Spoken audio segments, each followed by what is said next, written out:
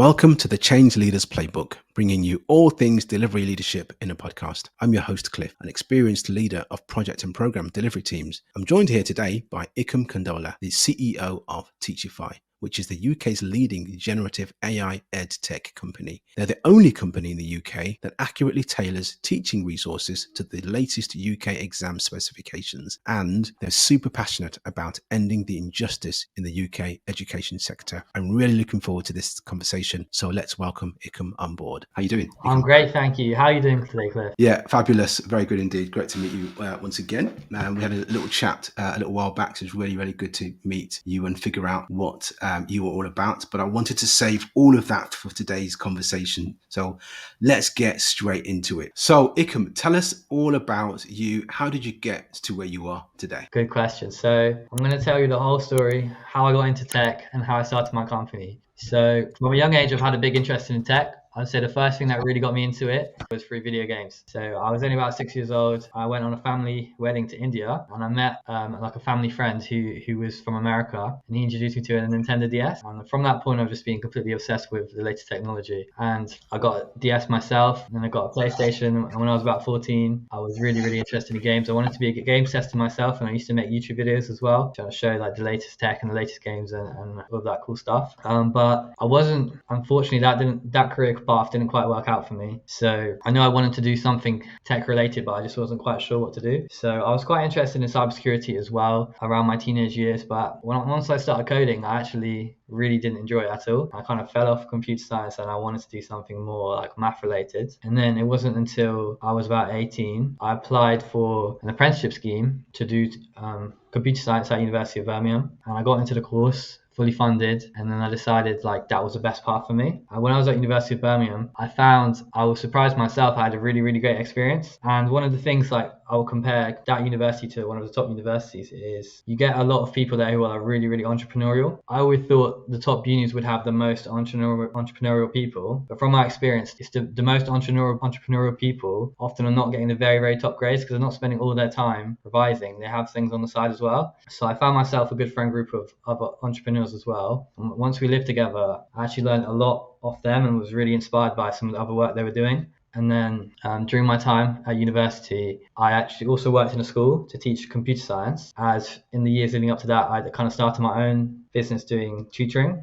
So I was into teaching. I started at school, and I just saw the way that other teachers taught, and like how different it was to what I was doing. And I just saw like all the ways that I was kind of tech enabled, able to save time and do things in much more efficient ways to a higher standard than some of the teachers. Not in every way, of course, like there's a lot of things that I need to work on. So like controlling the class was something I struggled with, but the tech side, I was good. So around that time also, ChatGPT came out. So I ran a few workshops for the teachers. I did an online course, and I was just completely obsessed again with the latest technology. And I saw the other ed tech platforms out there, and I just saw like even they were quite far behind. A lot of them were run by teachers who had gone into tech, or they were run by tech people who were just out of touch with teachers. And there were not many people who were in the prime position I was in, where generative AI had just come out. I was at university, I knew all about it, and so I thought, why don't I make my own application, bring it to the teachers, and try and change the way that education works going forward. Fantastic. Thanks for that. Really, really good response. I think from my perspective, I remember many years back, I actually thought I was going to be a teacher as well, and I realised how hard it was going to be. And to be quite frank, it resonated a lot with me because I thought, wouldn't it be good to have other tools to actually help the pupils to do better and to improve? And I clearly did not go down that channel in the end. I went into tech and program and project leadership, but I definitely commend everything that you've just said there. I especially really quite keen on how you sort of talked about the fact that you were able to accelerate your ability to do things because of your tech prowess and your tech knowledge. And it's just really interesting to me to see that tech isn't just there to make lives easier. It can be there, and it should be there to help speed things up, speed up processes, especially in this day and age with ChatGPT and other large language models and AI overall. So yeah, really good to see that. So how did that then translate to you starting Teachify, and where are you at the moment on your journey? Yeah, so I guess initially I wasn't really trying to start a business. So I I really just wanted to make the application myself, just to help the teachers actually write lesson plans in a much faster way. And when I'd done in-person workshops, I was trying to tell them how to use like prompting techniques to write their lesson plans, and there was just a lot for them to remember. And it was already for some of them so difficult just to log in the first place, because they just weren't really used to technology. They just done everything by hand. So for them to, on top of that, have to remember a lot of prompts, and then also they have to like go to a curriculum and like copy and paste a lot of text in, get things from here and there. And then in the end, it wasn't actually that much quicker for them, even though for me it was so much quicker. So I thought I wanted to just make an app to kind of do everything in one, because I could see the vision in my head, but it just wasn't quite coming through to them. So after I made the application, I showed the teachers, and they were just really, really impressed with it, and they started to use it. And at the time as well, I was also doing my dissertation. So I was actually doing my dissertation on something else, and it was only about like a month to go before I had to hand it in. And I was just so far behind on that because I was just obsessed with this new app that I built. So I actually decided to switch my dissertation to this new app. And then I also was able to kind of get feedback from the university as well at the same time. And that's kind of how the app started. And then I also, before that, had done a tutoring company as well, and I brought on my friends to help me with that, because I was just kind of overwhelmed with clients who I was teaching programming. And again, it kind of links in with the business, where we had a lot of clients, but we weren't able to take them all on because we're spending too much time on some of the admin stuff and like the mundane stuff that we didn't really want to be doing, like lesson planning, making questions, making homework sheets, and a lot of things that I found would be perfect for my new application. So I brought my friend on board as my co-founder. We worked together to improve the application, and then that was all around about a year ago. And then since then, we've just been going around to different schools, showing them the application, and really trying to make a difference in the education sector. And for us, like, that's definitely been the tough part. We're very much like tech-enabled people, finding our place in the education sector, which is, let's face it, like just a bit further behind than most other industries.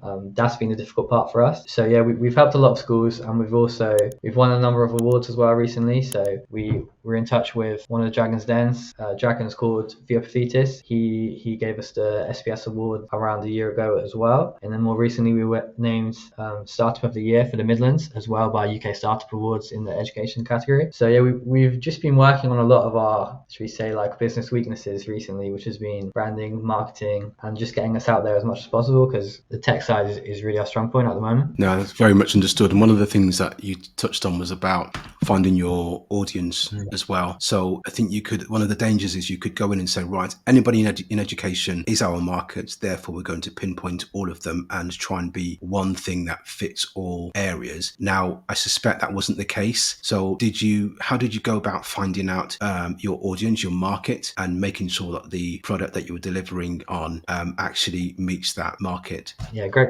Which of course I think is the schools market within a certain age group. So tell us about that. Yeah. So as you rightly said at the start, I just wanted to help every teacher, and I thought the app could help every teacher out there. But that was just because of my perception of how education works and how teachers work. But until I really was in there, like running more workshops and speaking to more teachers, it wasn't until then I kind of saw through the eyes of teachers and kind of got to gauge a bit in a bit more detail, like who we'd really be able to help the most. So when we started and we were just quite broad, we found that some teachers basically most teachers liked the app, but none of them really loved it, because there was just like too many options for them, that it was a bit more complicated to use. They had like so many different things they could do with the app, and half of them were not really applicable to them. So that was a bit of a hindrance. And then what we tried to do as well to get more people on board with the app was expand our marketing and social media. So we tried different social media strategies. We've used Instagram, we've used Facebook, we've used LinkedIn as well. And then from that, we kind of got to see,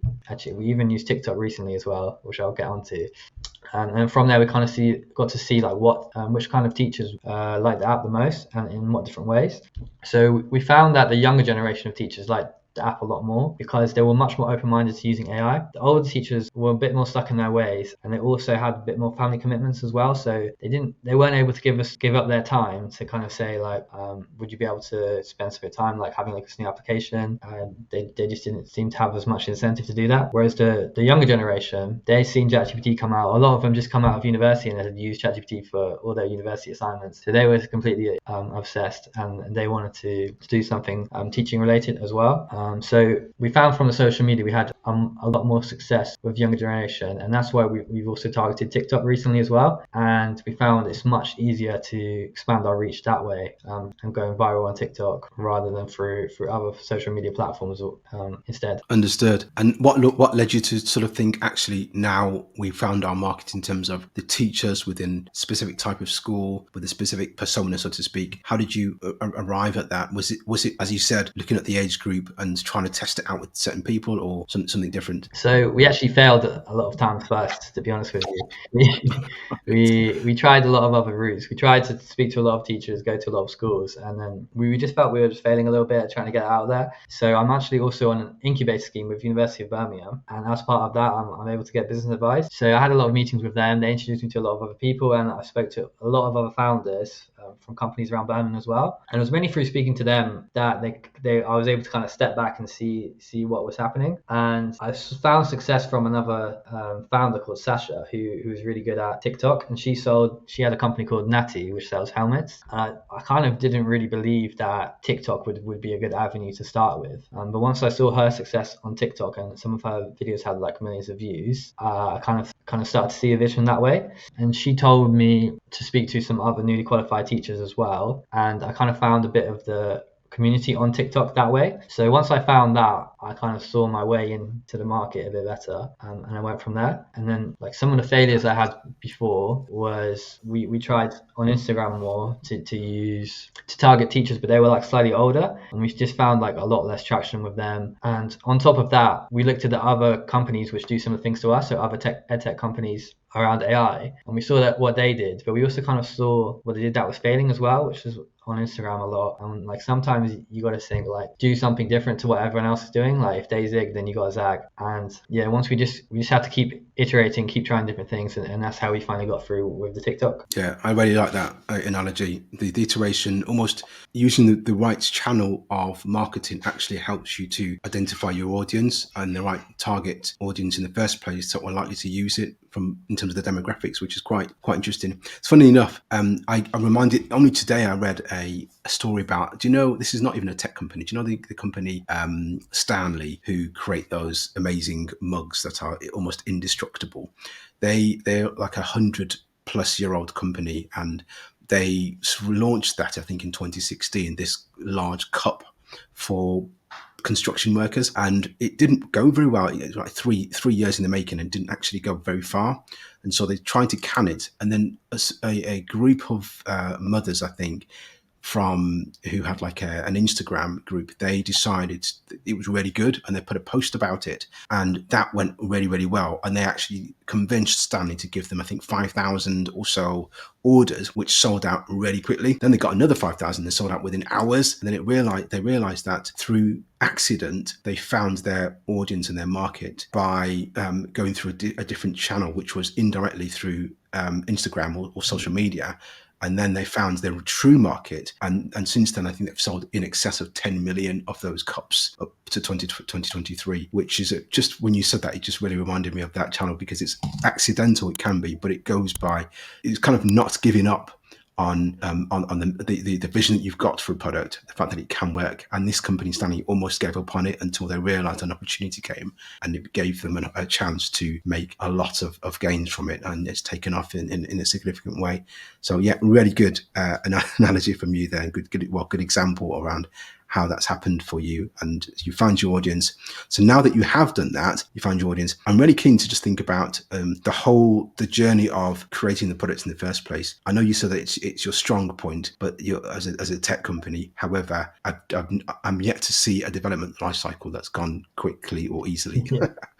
So tell us about how you've gone about developing it. How did you iterate it? How did you find the right features? How are you still developing it now? And yeah, what are you learning? Yeah, perfect. So I will also say that I've also been a software engineer for a number of years now at a big four company. So I have like a fair bit of experience as well working in product teams and developing applications before. And that's the same with my co-founder as well. And then also we have a degree on top of that. So fair bit of experience there. So I'd say like from the start, because there was not much pressure, we weren't really trying to go for a business at the very start. It was a lot easier, and then no one was really relying on us. We didn't have any users, and then we could kind of just take our time with it, no deadlines or anything. And I think the most important thing for us to start with was for me to do the workshops in person to see what troubles teachers actually had, because I feel like a lot of people these days, they go straight into making the product without really understanding the customer base and all the issues they may have. So that was the first key thing that we did. We spoke to a lot of teachers, and also I had years of experience as a tutor as well, which kind of fed into it. And then the very first app we did was terrible, and we had to scrap the whole thing and just do the whole thing again. So I think from that we really brought on like more of an agile methodology where we try to work in cycles, and I've kind of accepted that sometimes we build things and then we do end up scrapping them and having to do them again, and that's just completely fine. It's because once you do it the first time, you learn so much and you see like a new vision for the app or for the feature that you didn't have in the first place, and then you do it again to achieve that.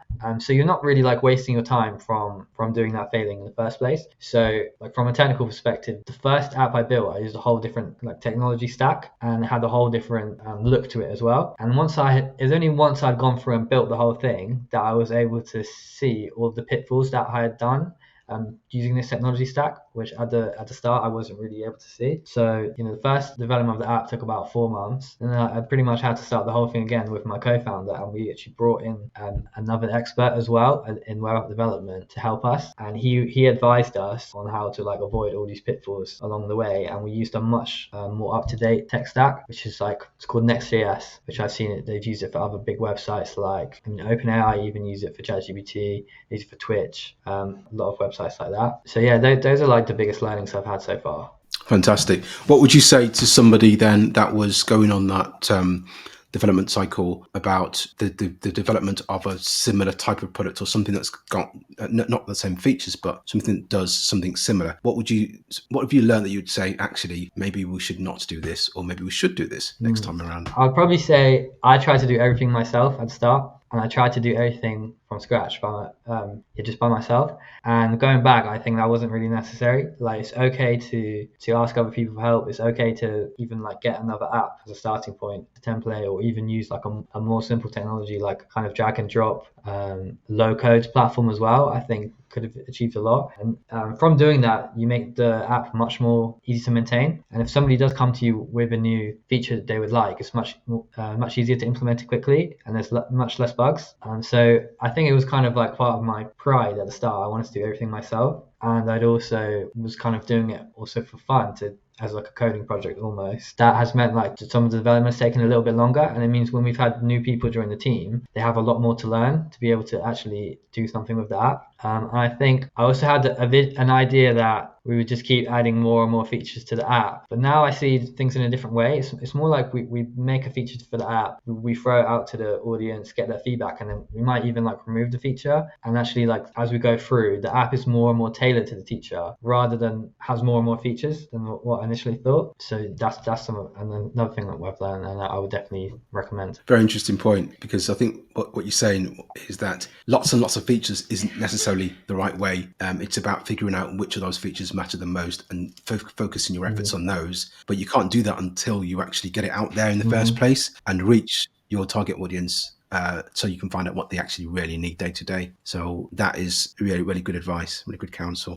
What about the fact that your team, which was initially just you, I think, was very small, so you had to do everything in terms of the development, the planning, understanding what the use cases are that you want to achieve, testing, reviewing it, going back through the whole loop again, everything, and oversight. All of that had to be done with a very small handful of people.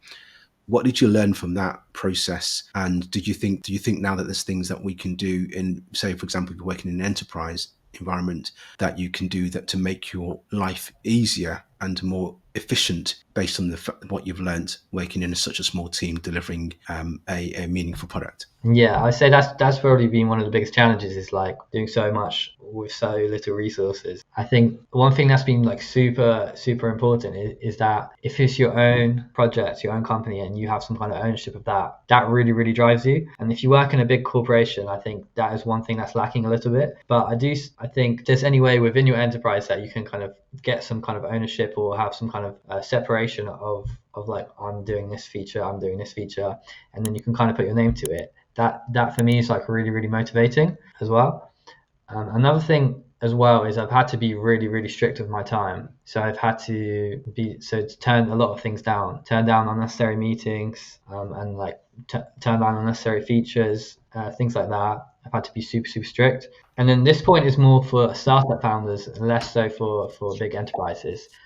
But you really, really need to think out of the box of ways that you're going to get time for your company. Like, no one is going to give you time, and no one is going to make that time for you. You have to make it yourself. So for me, like, ways that I thought outside the box is I've gone to networking events and met other people my age who are looking to go into tech or trying to get a job at a big company and looking for internships. So I've offered them internships at my company, and some of them have been unpaid internships. And then that's been kind of a win-win for both of us, because I've also been able to kind of tutor them with my previous tutoring experience in how to code. They've also been able to work on a huge project and then kind of have their name on that as well. And then that's been big for their career. And for us, it's meant that we're able to develop much, much more quickly because we have a team as well. And the more I can do to kind of separate myself from doing that more of the hands-on coding, the more that I can work on the business rather than in the business. And that allows me to take the business forward in a lot of ways. And another thing I've done as well is try to look for ways where I can kind of kill two birds with one stone and try to do two things at once. So within other work I've done as well, I've looked for overlap of where I can learn a skill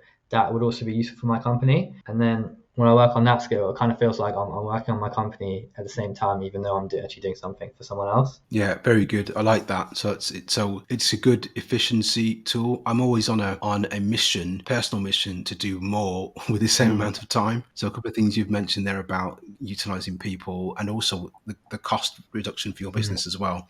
Utilizing interns who are hungry, eager to learn, and it's a win-win from that perspective, as well as almost getting the experience that you need in other avenues at the same time. That's really good. So yeah, appreciate that. Now, linking onto that then, a similar question, because you talked about how you are focusing now more on the business, running the business rather than doing the development. What are the challenges you're facing? What are the things that you've had to experience? And I'm thinking initially about pitching for funding or pitching in the first place. How has that gone for you, and what have you learned throughout that process? Okay, so I mean, the pitching journey for me has been quite an interesting topic. So when I started, I obviously no pitching experience, and I was very nervous when it came to public speaking. And even when in school, that's the only time I'd ever done public speaking one time, and it honestly like flopped, and it was terrible. So I didn't want to go for funding straight away with the business, just because we thought we could do a lot of it ourselves in terms of building the app, and we thought that the better that we can make the business,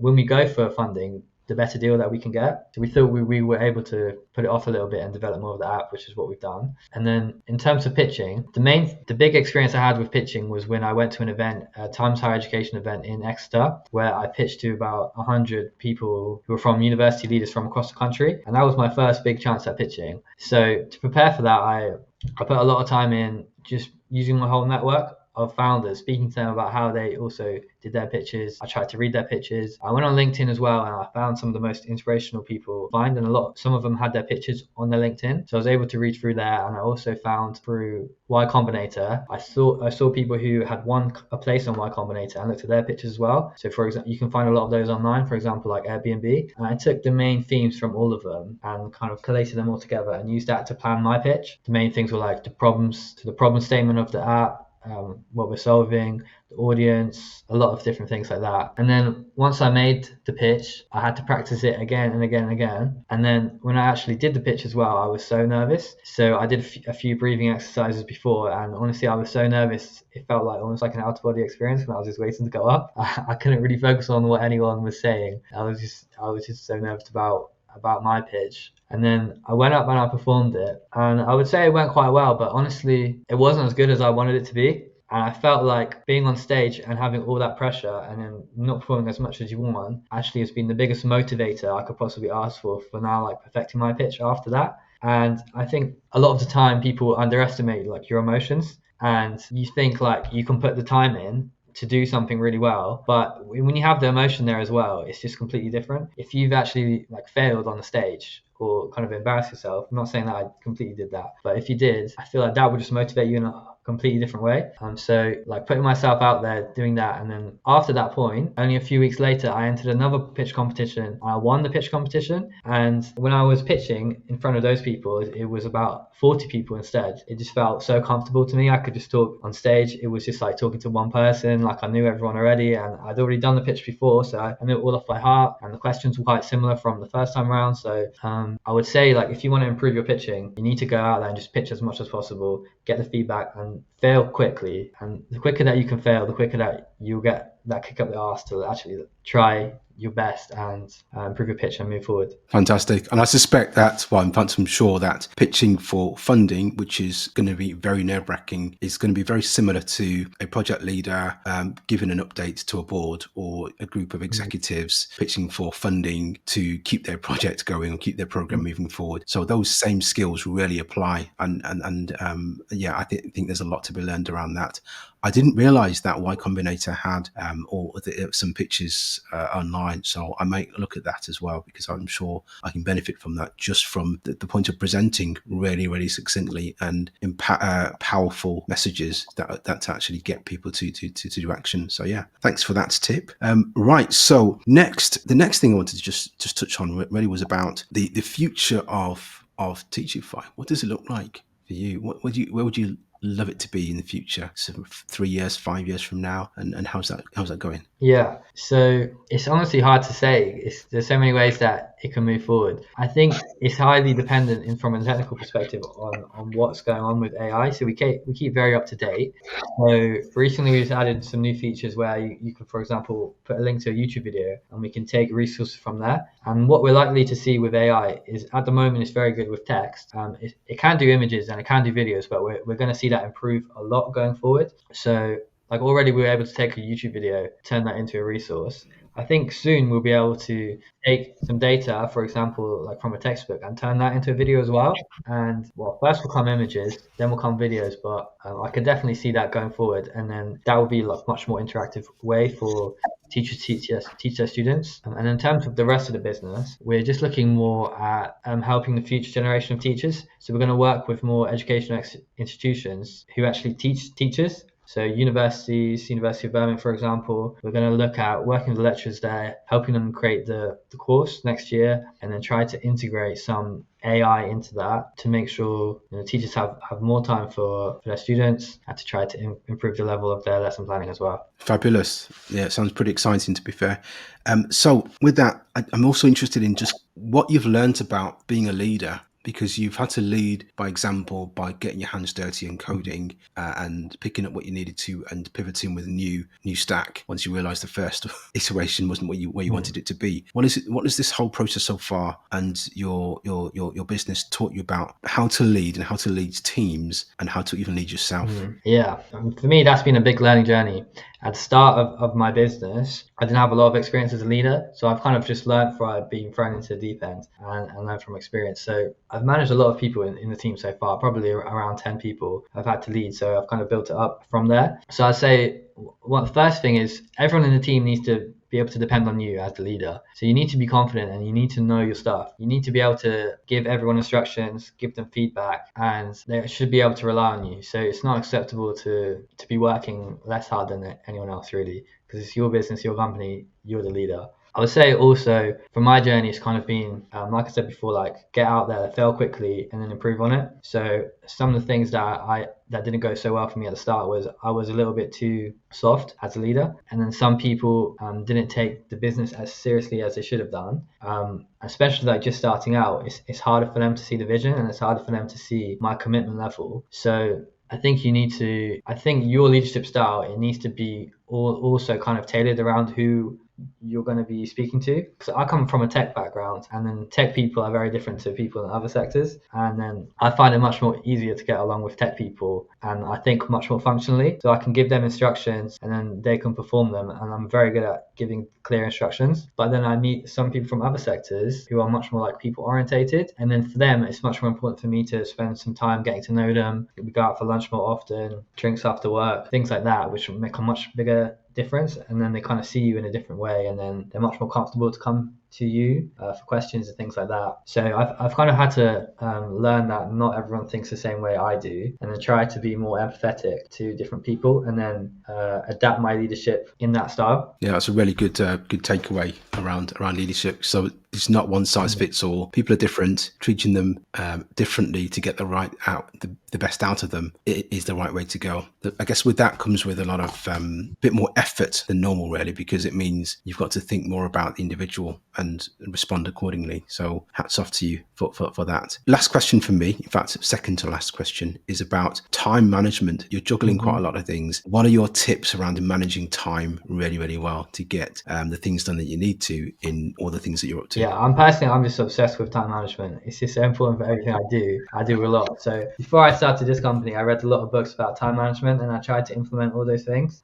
So the first thing I do that's really helpful is time boxing. So I don't do it every day, but when I have something really important that needs to be done, or if there's a lot of things I need to do, first thing in the morning or the night before, I go in my calendar and first of all, I make a list of everything I need to do. Then I put the list in an order, prioritized order, and then I estimate how long each thing will take. Then I go through my calendar and I put everything in one by one, giving myself that much amount of time for each thing. And I always do the most important things first. I find out when I don't do that, I can spend a lot longer on one task than I need to. For example, I could do something like recently we wrote a blog for winning a competition. I could probably write a blog in 5 minutes. I could also write a blog in 1 hour. And then the longer I spend on it, the better it will be. But when you have so many things to juggle, you need to, by doing the time boxing method and stepping back, you kind of stop yourself spending longer than you need to on one task. And you can't always spend as long as you would like to get it perfect. That's been one thing that's been huge for me. I also like to work with a timer as well sometimes if I can't focus. So I can be quite easily distracted and I have a lot of energy. So I kind of sit by myself, try and put my phone away and then start a timer for an hour. Sometimes it can be half an hour, sometimes it can be even 2 hours. And I read some studies on what the best amount of time to do is. I used to use like a Pomodoro technique, which was about 25 minutes of working and 5-minute break. Now I do about an hour and then I take about a 20-minute break as well. So that's another tip. And then on top of that, I also think a lot about what I do in my break time. So sometimes I would just like mindlessly scroll social media in my break in between tasks. And then when I come back to working, I felt like I hadn't even really taken a break. But at the same time, I'd been looking at something completely different. So the new task I was on, it took me a while to kind of process that. So it was basically just a pointless break, in my opinion. Whereas now I try to use no social media and take a walk. And when I take a walk as well, I do some like breathing exercises sometimes. And I will walk around the canals as well in Birmingham. And then I'm quite young as well, so I'm trying to also improve what I do in the weekends and evenings. So before, sometimes I would drink with my friends. Now I tried to completely cut that out, but I found myself becoming a bit antisocial and it wasn't really helpful for me. So I thought instead of doing something like drinking, I could do something that's still not super healthy, but a bit better, so I can still treat myself. So now I might treat myself a little bit in other ways, like go out for dinner, have a nice dessert, something like that. And before I'd feel really guilty about that, but now I'm a bit more lenient. And then that helps me in terms of time management because it helps me take a proper break, feel really refreshed, spend time with my friends, socializing, and then come back for work and be able to give it 100% and crack on with the time boxing. That's great. I think you've answered that question like with so much depth that I don't think I have any more questions for you. So yeah, absolutely. I've learned quite a bit there around time management. I'm obsessed with it as well, and it really helps when you're on your game and you kind of know that you've time boxed something, and that hour is, when you spend it well, it's better than 4 hours just messing about, to be honest with you. So really good updates there. What can we to end? What can we expect in the future, and then sort of short term from Teachify? Where can we find you, and what can we expect coming soon, if anything? Yes, we've got a lot more features coming soon. You can find us on LinkedIn. You can visit our website, teachifyuk.com. We have a contact us page on there. So at the moment, we're also looking to work with more schools to do more tailored programs. So everything on the app at the moment is just to do with the UK curriculum, but we're looking to work with more schools to work with their own personal curriculums to make teaching resources even more personalized as well. Fantastic. Thanks, Ikum. So that's pretty much where we are now. We've ended. We've heard a lot from Ikum about Teachify, his business, how he got into it, lots of hints and tips, in particular around leadership, starting out in the first place, team leadership, and of course time management. So if you want any more, you can go to his website. I'll link everything in at the bottom of of the podcast. I'd really be keen to hear more from you as well. Check us out. We also have a newsletter for Change Leaders Playbook, and it is changeleadersplaybook.com. Check us out. I'll do a specific post all about Ikum and his team as well. So look out for it. It'd be great to see you in the next episode. Bye for now.